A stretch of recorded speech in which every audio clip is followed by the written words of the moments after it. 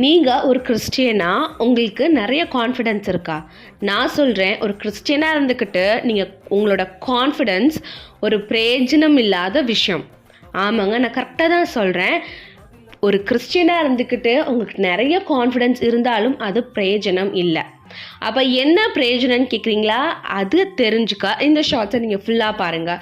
இதை பார்த்து முடிக்கிறப்ப கண்டிப்பாக ஒரு கிறிஸ்டியனுக்கு கான்ஃபிடென்ஸை விட என்ன தேவைன்றது உங்களுக்கு தெரியும். வாங்க வீடியோக்குள்ளே போகலாம். கான்ஃபிடென்ஸ்னால் என்னங்க? ஒருத்தர் அவங்க மேலே வைக்கிற அந்த நம்பிக்கை தான் கான்ஃபிடென்ஸ். பட் ஒரு கிறிஸ்டியனுக்கு கான்ஃபிடென்ஸ் தேவையே இல்லை. பட் அவங்களுக்கு என்ன தேவைன்னா காட்ஃபிடென்ஸ் தான் தேவை. காட்ஃபிடென்ஸ்னால் வேறு ஒன்றுமே இல்லைங்க, நம்ம நம்பிக்கை முழுவதையும் கர்த்தரோட பலத்தில் வைக்கிறது தாங்க காட்ஃபிடென்ஸு. நம்ம ஒரு விஷயத்த பார்த்தோன்னு, இந்த விஷயமா, இதை நான் ஈஸியாக செஞ்சு முடிச்சிருவேன், எனக்கு இது ஒரு பெரிய விஷயமே இல்லை, அதான் கான்ஃபிடென்ஸ். ஆனால் எனக்காக ஏசப்பா அதை ஏற்கனவே செஞ்சு முடிச்சிட்டாரு, அதாங்க காட்ஃபிடென்ஸு. இப்போ உங்களுக்கு வித்தியாசம் தெரிஞ்சிருக்கும்னு நினைக்கிறேன். கான்ஃபிடென்ஸுன்றது ஒருத்தரோட பலத்தை வச்சு வர்றது, அவங்க ஒரு கரெக்டாக ஒரு பிளான் ஃபாலோ பண்ணுறது, கரெக்ட் டைமிங் ஃபாலோ பண்ணுறது, ஒரு செல்ஃப் கண்ட்ரோலோடு இருக்கிறது தான் கான்ஃபிடென்ஸ். பட் காட்ஃபிடென்ஸ் கர்த்தரை நோக்கி நம்ம முழங்கால் படிட்டு ஜெபிக்கிறோம் இல்லையா, அப்போ தான் நமக்குள்ள காட்ஃபிடென்ஸ் வருங்க.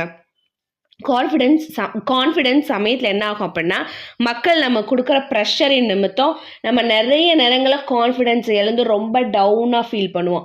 ஆனால் நமக்குள்ளே காட்ஃபிடென்ஸ் இருக்கிறப்போ மற்றவன் நீ வேஸ்ட்டு, உன்னால் முடியாதுன்னு சொன்னால் கூட, அட போடா, என் கூட இந்த உலகத்தையே படைச்ச தேவன் என் கூட இருக்காரு, என் விசுவாசம் என் மேலே இல்லைடா, என்னை படைச்ச என் தேவன் மேலே நம்ம தைரியமாக சொல்லுவோம். அதான் காட்ஃபிடென்ஸ். உங்களுக்கு புரிஞ்சிருக்கும்னு நினைக்கிறேன். பைபிளில் சில எக்ஸாம்பிள்ஸ் எடுத்துக்கலாமா? மோசேவை பிதாப்பா போய் பார்வோன் கிட்ட பேர் சொல்கிறப்ப அவர் தன்னோட பேச்சு திறமை மேலே கான்ஃபிடென்ஸாக இல்லை. தாவீது கோலியாத் முன்னாடி நின்னப்போ அவரும் கான்ஃபிடென்ட்டாகவே இல்லை. அதே மாதிரி யோவான் பேதுரு இருக்கார் இல்லையா, அவர் கடல் மேலே நடந்து வரணும்னு ஏசப்பா கிட்ட கேட்டப்பையும் அவரும் கான்ஃபிடென்ட்டாக இல்லை.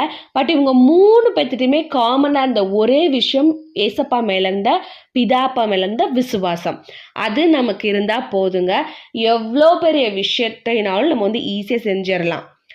ஏன்னா கான்ஃபிடென்ட்ன்ற விஷயம் ஒரு மனுஷனோட ஈகோ மூலியமாக வர்றதாங்க கான்ஃபிடென்ஸு. ஆனால் காட்ஃபிடென்ஸ் இந்த விஷயம் நமக்குள்ளே இருக்க பரிசுத்த ஆவியானவரோட அந்த கிருபை தாங்க காட்ஃபிடென்ஸு.